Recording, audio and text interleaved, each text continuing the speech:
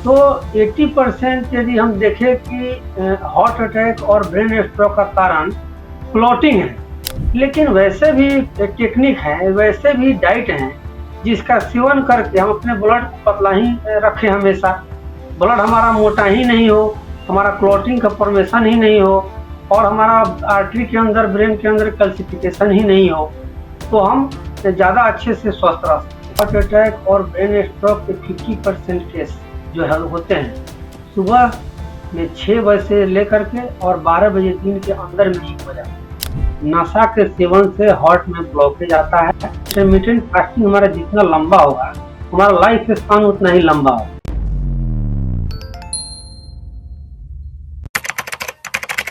नमस्कार, D5 channel Hindi देख रहे सभी दर्शकों का मैं विभोर चट्ठा स्वागत करता हूं। आज हमारे साथ मौजूद है डॉक्टर नवीन। डॉक्टर नवीन, आपका बहुत बहुत स्वागत है D5 चैनल हिंदी में। मेरी तरफ से भी आपका बहुत बहुत स्वागत। डॉक्टर साहब, जैसे देखा जा रहा है आजकल के टाइम में छोटे छोटे लोगों को भी हार्ट अटैक की प्रॉब्लम हो रही है, ब्रेन स्ट्रोक हो रहा है, तो ये इनको कैसे रोका जा सकता है? हार्ट अटैक और ब्रेन स्ट्रोक का सबसे बड़ा कारण है कि कहीं ना कहीं क्लॉट का फॉर्मेशन हो रहा है, ब्लॉकेज हो रहा है। और ब्लॉकेज भी कई कारण से होते हैं। आजकल हमारा लाइफ स्टाइल बिल्कुल सीडेंटरी हो चुका है। हमारे खान पान की गलत आदतें हमको कई तरह से परेशान करती है।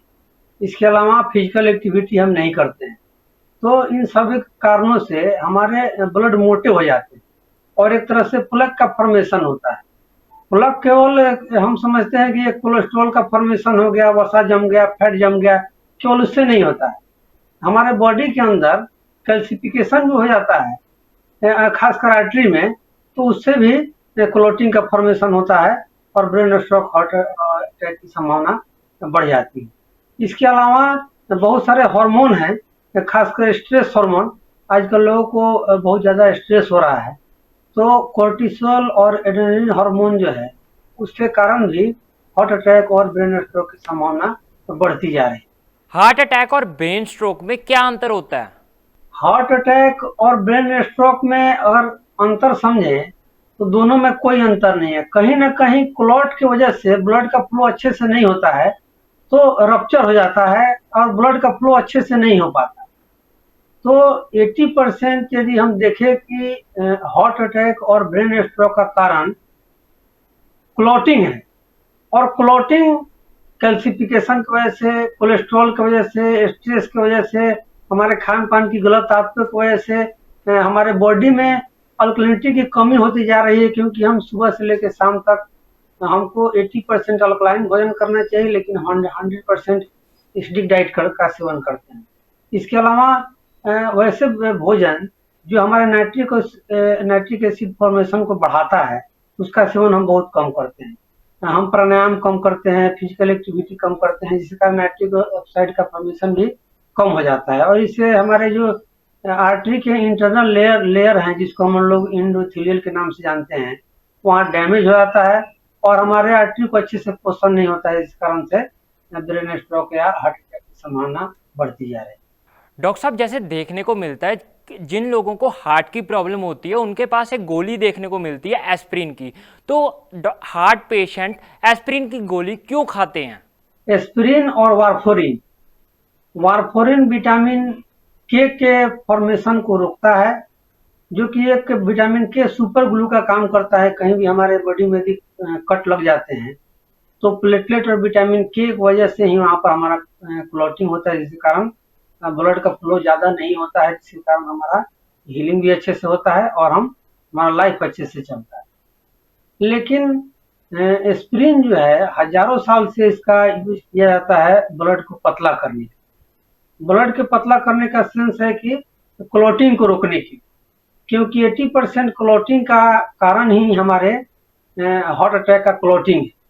हार्ट अटैक 80% क्लॉटिंग के कारण से होता है और उसको रोकने के लिए हम लोग एस्पिरिन की दवाओं का सेवन करते हैं। ऐसे देखने को मिला है, 2022 में एक रिसर्च हुआ था। उसके पहले लगभग हमारे समाज में एक अवधारणा थी और लगभग सभी डॉक्टर अपने पेशेंट को सलाह देते थे, यदि आप स्वस्थ भी हैं और आपका उम्र जी 60 से ज़्यादा हो चुका है, तो आप एक नॉर्मल एस्पिरिन की दवाओं का सेवन शुरू करना चाहिए 75 के। तो इससे क्या है कि ब्लड हमारा पतला होगा, जिससे ब्रेन स्ट्रोक और हार्ट अटैक की संभावना नहीं हो। जी लेकिन 2022 में जो रिसर्च हुआ, उस रिसर्च में कहा गया कि नहीं, एस्पिरिन सभी को नहीं लेना है। वैसे व्यक्ति जिनको बॉडी में कहीं ना कहीं अल्सर है, तो एस्पिरिन के लेने से अल्सर से भी ब्लीडिंग होने लगती है, या बहुत ऐसे पेशेंट हैं जिनके ब्रेन में ब्लीडिंग होने लगती है। तो वैसे तो हजारों करोड़ लोग इसका सेवन करते हैं और हजारों साल से उसका उपयोग होते आ रहा है।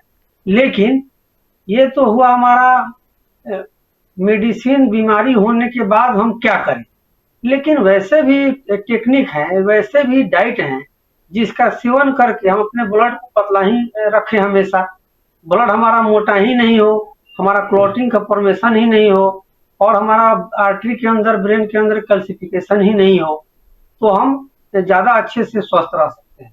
वारफोरिन और एस्पिरिन दोनों ब्लड के क्लॉटिंग के लिए यूज की जाने वाली दुनिया में सबसे ज्यादा बिकने वाली मेडिसिन है। लेकिन 2022 के रिसर्च के बाद ऐसा रिसर्च में आया है कि सभी को उसका सेवन नहीं करना चाहिए। और हमारे नेचुरल डाइट में, नेचुरल लाइफ स्टाइल में बहुत सारी चीजें हैं जो एस्पिरिन से भी अच्छा काम करती हैं और हमको ब्रेन स्ट्रोक और हार्ट अटैक से बचाती हैं। डॉक्टर साहब, तो हमारी दिनचर्या कैसी होनी चाहिए? अगर कोई हार्ट पेशेंट है उसकी दिनचर्या कैसी होनी चाहिए, या जिनको ब्रेन स्ट्रोक की प्रॉब्लम है, या जिनके ब्रेन में फंक्शनिंग की प्रॉब्लम है जिन्हें, उनकी दिनचर्या कैसी होनी चाहिए? उम्र जब बढ़ता है तो हमारे ब्रेन के कुछ सेल सिकुड़ने लगते हैं, जिसके कारण डेमेंशिया नाम की बीमारी भी हो जाती है। और उम्र बढ़ने से हमारे हार्ट के अंदर प्लेकिंग का भी फॉर्मेशन होने लगता है, जिससे हार्ट अटैक की संभावना बढ़ जाती है।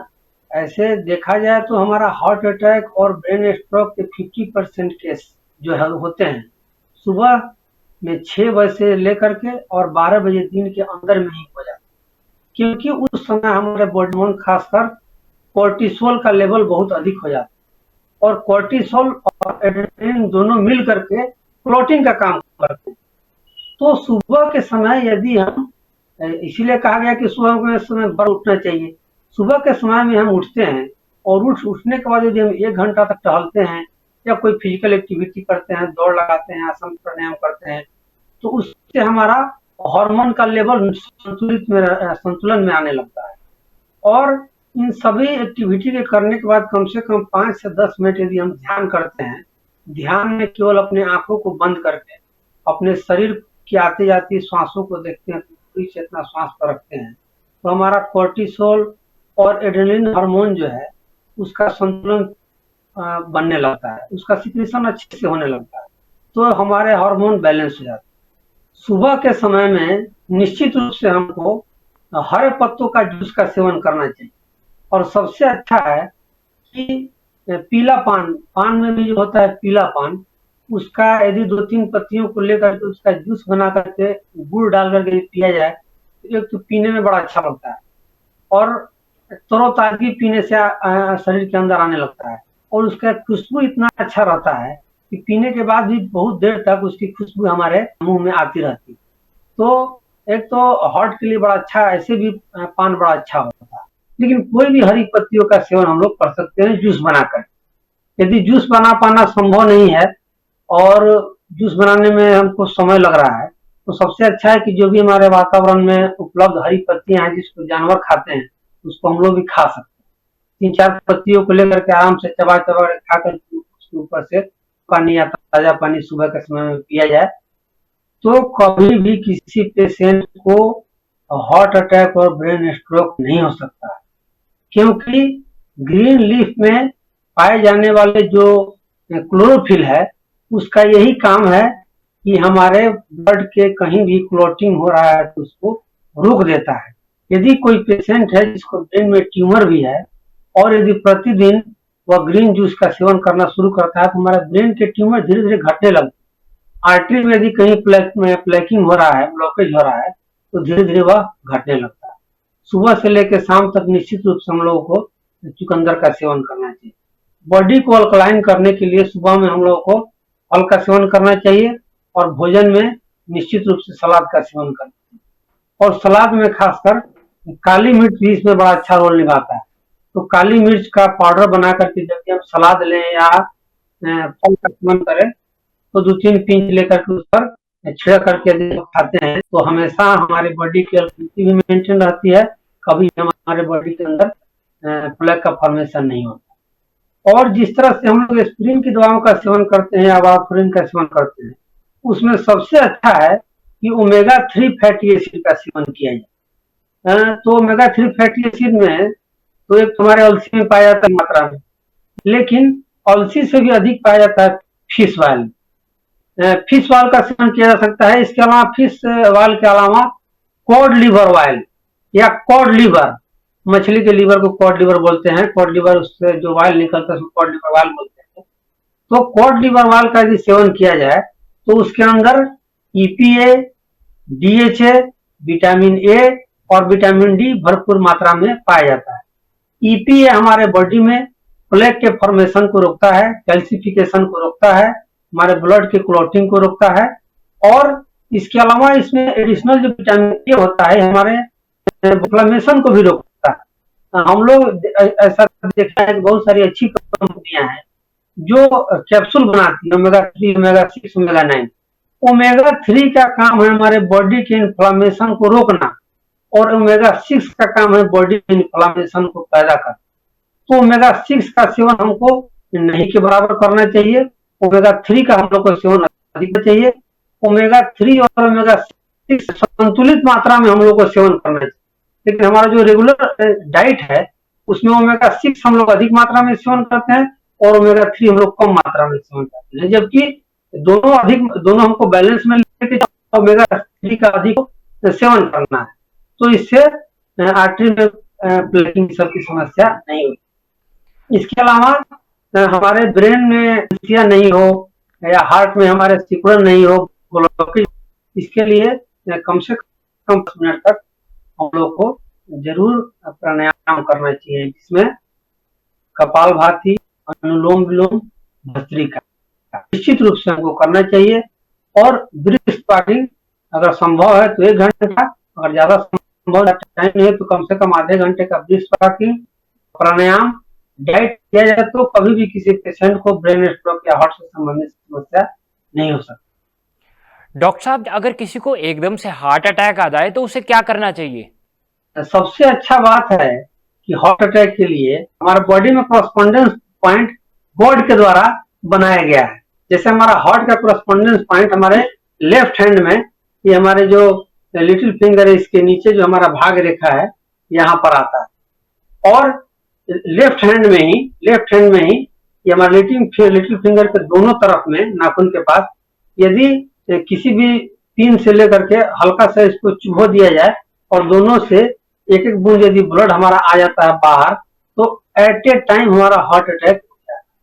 इसके अलावा जो हमारा रिस्ट है, रिस्ट के ऊपर मसाज हम लोग करने लगते हैं उस समय में, तो प्रैक्टिकली ऐसा देखा गया है जिस पेशेंट को हार्ट अटैक आने की संभावना है एट ए टाइम वह भी रुक जाता है।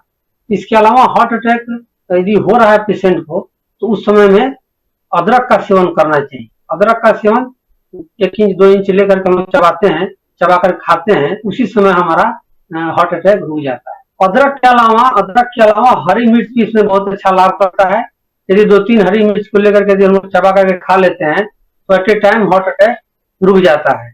आजकल जैसे देखा जा रहा है बहुत लोगों की नसें ब्लॉकेज हो रही हैं, तो नसों को खोलने के लिए हम क्या कर सकते हैं? तो हमको तो 80% अल्कलाइन डाइट लेना है और हम 100% एसिडिक डाइट ले रहे हैं। इसके अलावा नशा के सेवन से हार्ट में ब्लॉकेज आता है। किसी भी तरह के नशा का ड्रग्स के रूप में, स्मोक के रूप में, गुटखा के रूप में या लीकर के रूप में सेवन नहीं करना चाहिए। और प्रतिदिन अपने लाइफ को सीडेंटरी नहीं बना करके एक सिस्टमेटिक लाइफ, रूटीन वे में अपने लाइफ को एक रूटीन दे करके जीना चाहिए। सुबह के समय में 5 से 10 मिनट का प्राणायाम, आधे ब्रीथ, 10 से 15 मिनट ध्यान, और सुबह के समय में फलों का सेवन करेंगे। भोजन में अधिक से अधिक सब्जियां जिसमें से पानी अधिक छूटता है, खासकर हार्ट पेशेंट के लिए कद्दू बड़ा लाभ होता है।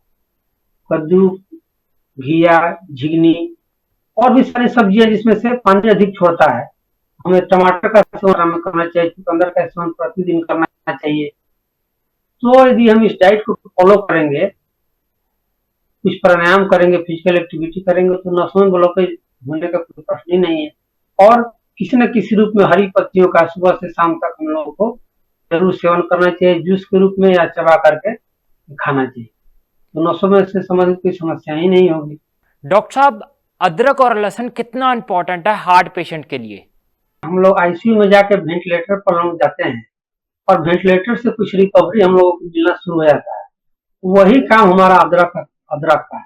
अदरक यदि हम जब सेवन करते हैं, जब हम प्रैक्टिकली देखे हैं कई पेशेंट को कि हार्ट अटैक होने वाला है और अदरक का सेवन करते हैं, तो जितना काम एस्पिरिन करता है उससे 100 गुना ज्यादा काम अदरक करता है। ये हमारे ब्लड को तुरंत तुरंत हम लोग को ब्लड को पतला कर देता है, और जब हमारा ब्लड पतला रहेगा तो हार्ट अटैक की संभावना ही नहीं रहती। जी। और लहसुन का सेवन, लहसुन भी यही काम करता है। लहसुन का जो एलिसिन एंजाइम पाया जाता है, तो सबसे अच्छा है कि लहसुन को, जैसे बहुत व्यक्ति हैं जो पित्त प्रवृत्ति वाले हैं, उनको तो लहसुन सूट नहीं करता है, या अदरक भी उनको सूट नहीं करता, तो वैसे व्यक्ति को अदरक लहसुन नींबू में कुछ दिनों तक रख करके तब सेवन करेंगे तो उससे हानि नहीं। इसके अलावा लहसुन सेवन का सबसे अच्छा तरीका है कि लहसुन को काट करके 5 से 10 मिनट हम लोग छोड़ देते हैं, उसके बाद उसका सेवन करते हैं, तो उसका एलिसिन एंजाइम जो है उसकी मात्रा थोड़ी कम हो जाती है, और उसका जो पंजन टेस्ट है उसमें भी कमी होती है। पित्त जो बढ़ जाता है उसके लेने से, बहुत पेशेंट को पित्त नहीं बढ़ता, लेकिन लहसुन सुबह में खाली पेट लेने से बहुत पेशेंट की पित्त बढ़ जाती है। तो सबसे अच्छा है सलाद के साथ ही लहसुन का सेवन, और अदरक को भी सलाद के साथ ही लिया जाए। और भोजन में खासकर सलाद बनाते समय, सब्जियों को बनाते समय ही अदरक को डाल करके लिया जाए, तो वैसे व्यक्ति जिनका पित्त भी बढ़ जाता है अदरक के लेने से, तो उनको अदरक से और लहसुन से दिक्कत नहीं होती। डॉक्टर साहब, जिनको एक बार हार्ट अटैक आ चुका है उनको आप क्या सलाह देना चाहेंगे कि उनको वापस से हार्ट अटैक ना आए? यही डाइट फॉलो करना है। यदि इस डाइट को हम लोग पहले से फॉलो करें तो फिर आगे हार्ट अटैक होगा ही नहीं। यदि हो गया है तो फिर इसी डाइट को यदि हम लोग फॉलो करें तो सेकेंड स्टेप में हार्ट अटैक की संभावना नहीं रहती है। और जिनको हो गया है उनको निश्चित रूप से अर्जुन के काढ़ा का सेवन करना है। अर्जुन के काढ़ा 1 गिलास पानी में लगभग 2 से 2.5 ग्राम अर्जुन का छाल या अर्जुन के चूर्ण को बना करके उसमें थोड़ा सा दालचीनी डाल के, थोड़ा सा अदरक डाल कर 5 से 10 मिनट हम लोग बॉयल करते हैं, और छान करके सुबह खाली पेट चाय की तरह लेते हैं, तो पुनः हार्ट अटैक उनको नहीं हो सकता है। लेकिन इसके साथ साथ डाइट अल्कलाइन रखना होगा, फिजिकल एक्टिविटी प्राणायाम निश्चित रूप से करना होगा, तब उनको सेकेंड बार हार्ट अटैक की संभावना नहीं रहेंगी। और एक नॉर्मल व्यक्ति जो लाइफ स्पेंड कर जीता है उतना नॉर्मल लाइफ जीता है। क्या सूर्यास्त के बाद खाना खा रहे हैं जो हम, वो भी हार्ट अटैक का कारण हो सकता है? होता है। हमारा भोजन का पाचन जो है अग्नि तत्व पर डिपेंड करता है, और इसीलिए कहा गया है कि सूर्योदय के बाद भोजन करना है और सूर्यास्त होने के पहले भोजन समाप्त कर देना है। तो पहले तो ऐसा ही डाइट हम लोग लेते थे जिसमें बिजली की व्यवस्था नहीं थी, अंधेरा होने से पहले हम लोग भोजन कर लिया करते, तो उस समय हार्ट अटैक किसी को होता भी नहीं था। 90 साल 100 साल तक थे। लेकिन अभी हमारा 12 बजे 1 बजे खाने की आदतें हमको डायबिटीज, हार्ट अटैक, थायराइड, पेट से संबंधित समस्या, डिप्रेशन, एंजाइटी और कई तरह के गंभीर रोग ब्रेन से संबंधित को जन्म देता है। तो हम लोग को निश्चित रूप से हमारा डाइट जो है सूर्यास्त के पहले अगर संभव है तो ले ले, नहीं तो कम से कम 8 बजे तक तो ले ही लेना चाहिए। तो इससे हमारा भोजन का पाचन अच्छे से हो जाता है। जब भोजन का पाचन होगा तो हमको अच्छी नींद आएगी। अच्छी नींद आएगी तो हमारा जो स्ट्रेस हार्मोन है कोर्टिसोल, एड्रेनलिन, उनके सिक्रीशन अच्छे से होंगे, बैलेंस में रहेंगे, तो फिर हमको आगे जाकर के कई तरह की समस्याएं होती है वो हमको नहीं होंगी। तो हमारा डाइट निश्चित रूप से अच्छे से संतुलित मात्रा में और सूर्यास्त के पहले या रात्रि में 8 बजे तक निश्चित रूप से हमको भोजन कर लेना। जो लोग ब्रेकफास्ट स्किप कर देते हैं, क्या उनको भी हार्ट की प्रॉब्लम हो सकती है या हार्ट अटैक आने के चांसेस बढ़ जाते हैं उस वजह से?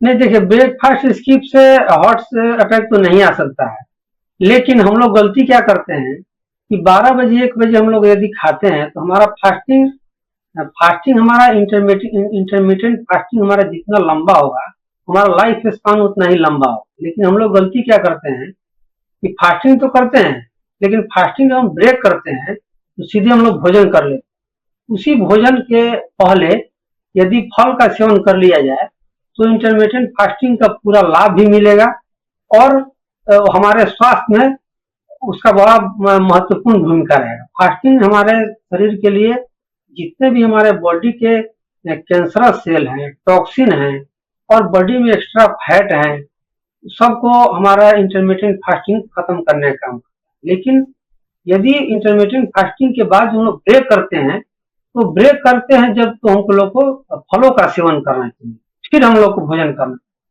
तो वो लाभ करेगा। सीधे हम लोग भोजन करते हैं तो वही हम लोग को हानि करता है और देखते हैं कि फास्टिंग के बावजूद लोग उतना ही बीमार रहते हैं जितना एक जो नहीं फास्टिंग करने वाला आदमी।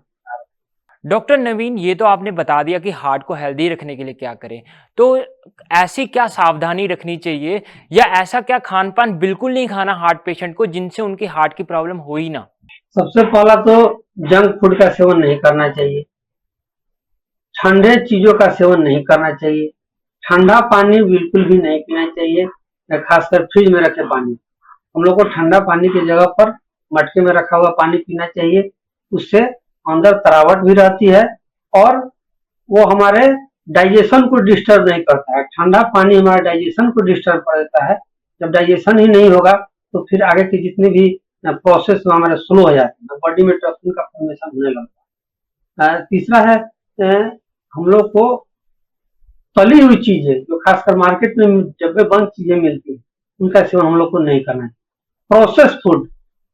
प्रोसेस फूड जिसमें बहुत अधिक मात्रा में पेस्टिसाइड का प्रयोग किया जाता है उसको प्रिजर्व करने की उसका सेवन नहीं करना है। तो ब्रेड का सेवन नहीं करना है और जहां तक संभव हो फ्रेश डाइट लेना चाहिए। ओरिजिनल सीजनल डाइट में हम लोग को सेवन करना चाहिए और नशा का किसी भी रूप में हम लोगों को सेवन नहीं करना।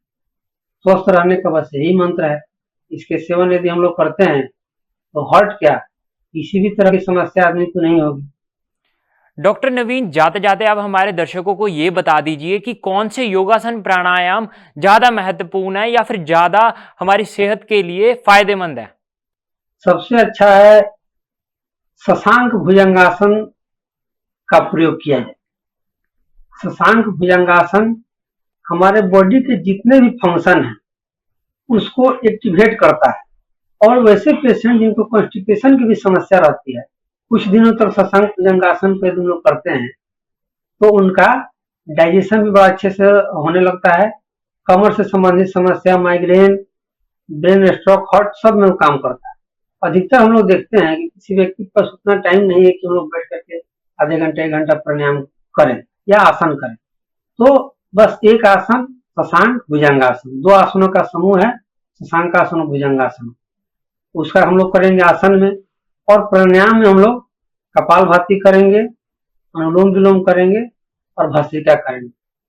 सबको करने में मुश्किल से 20 मिनट समय लगेगा और आधे से 1 घंटा हम लोग को ब्रिस्क वॉकिंग का। तो 1 घंटे के अंदर में 24 घंटा काम करने के लिए अपने शरीर को 1 घंटा तो करते और यही सफिशियंट। डॉक्टर नवीन, आपने बहुत महत्वपूर्ण जानकारी दी। आप हमारे साथ जुड़े, आपका बहुत बहुत धन्यवाद। पुनः आपका दर्शकों का मेरे तरफ से अगले एपिसोड में फिर मुलाकात होगी, तब तक के लिए नमस्कार।